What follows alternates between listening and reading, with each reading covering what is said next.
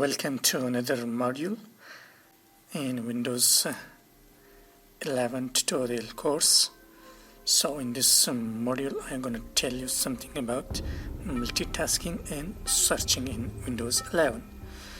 So to do multitasking in Windows 11, so come here in this virtual desktop, just click on. Right now we have only one desktop opened, and suppose here I want to open this Google Edge, and suppose I want to have another desktop here, and here I want to open this Sublime Text.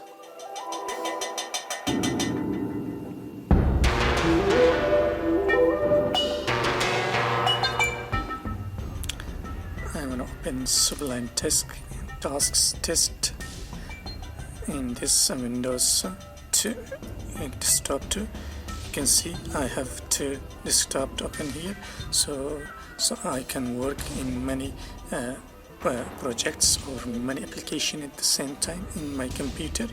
If I want to work here, just I click here and I just work with this. And if I come here back, so I'll work in this another desktop at the same time. So I can do multiple tasks at the same time in my computer. So I can open as many desktops as I can in my computer. So this is called multitasking. So I open this extra desktops and I come here, I close this, and other option in this module is searching. You can see this search option here. So if we want to access a specific application or a specific settings in my computer, just click here and type here. Suppose I want to access Microsoft Outlook, just type here Outlook. You can see now I can open Microsoft Outlook easily from here.